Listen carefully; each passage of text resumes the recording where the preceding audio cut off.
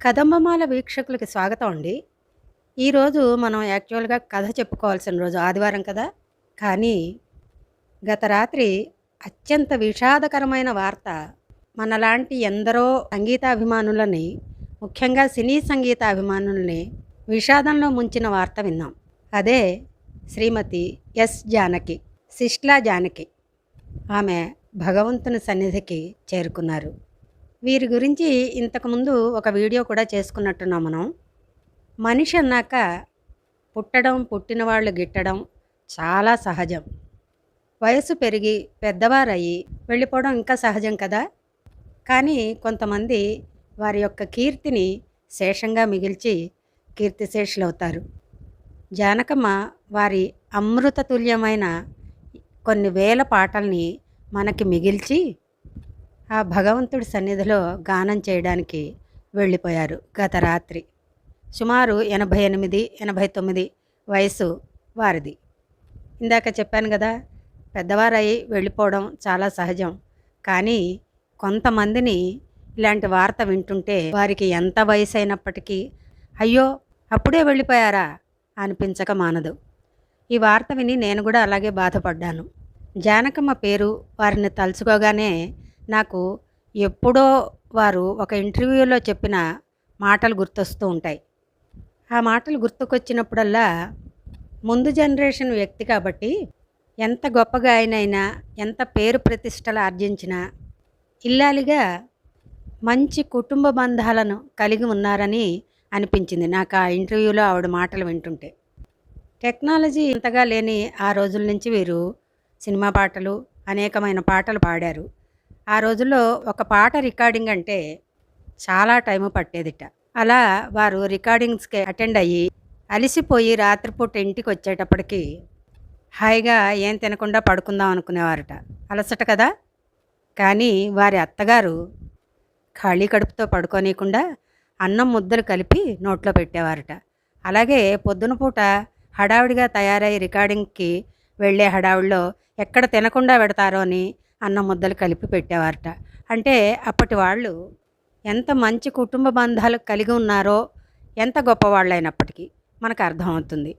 అంత గొప్ప కోడల్ని అపురూపంగా చూసుకోవడం కూడా సంస్కారమే. భార్యాభర్తల్లో సహజంగా ఒకరు ముందు వెళ్ళిపోవడం అనేది చాలా సహజం. అదే దెబ్బ వారికి ముందు తగిలింది. తర్వాత మరో పెద్ద దెబ్బ వారి అబ్బాయి వారి కళ్ళ ముందే వెళ్ళిపోవడం, వారి కళ్ళ ముందే జరిగిన అత్యంత ఘోరమైన విషయం అని చెప్పొచ్చు. బహుశా ఏడాది కూడా అయి ఉండదు. ఆ బెంగతోనే పాపం వారు వెళ్ళిపోయారో ఏమో. పిల్లలు ఎంత వయసు వచ్చినప్పటికీ కన్న తల్లిదండ్రుల కళ్ళ ముందర వెళ్ళిపోవడం అనేది అత్యంత బాధాకరమైన విషయమే కదా. ఎంతో మంచి జీవితం, గొప్ప జీవితం గడిపిన ఆమెకి చివరి రోజుల్లో ఈ గర్భశోకాన్ని ఇచ్చాడు భగవంతుడు. ఇవన్నీ ఆవిడ గురించి తలుచుకుంటుంటే మనకి కూడా మనసు బరువెక్కక మానదు. సరే, ఇవన్నీ పక్కకు పెట్టి మనకి తరగని ఆస్తిలాగా వదిలిపెట్టి వెళ్ళారు వారి అమృతతుల్యమైన పాటలని. అవి వింటూ, వారిని తలుచుకుంటూ, ఆ పాటల యొక్క తీయదనాన్ని అనుభవిస్తూ ఆనందాన్ని పొందమని వారు చెప్పి వెళ్ళిపోయినట్టుగా ఉంది. కనుక వారి పాటలను వింటూ ఆ రసానుభూతిని పొందుతూ ఉండడమే మనం వారికిచ్చే ఘనమైన నివాళి. మరి వారు పాడిన కొన్ని పాటలు కానీ లేదా ఒక పాట కానీ విని ముగించుకుందాం జానకమ్మకి నివాళితో.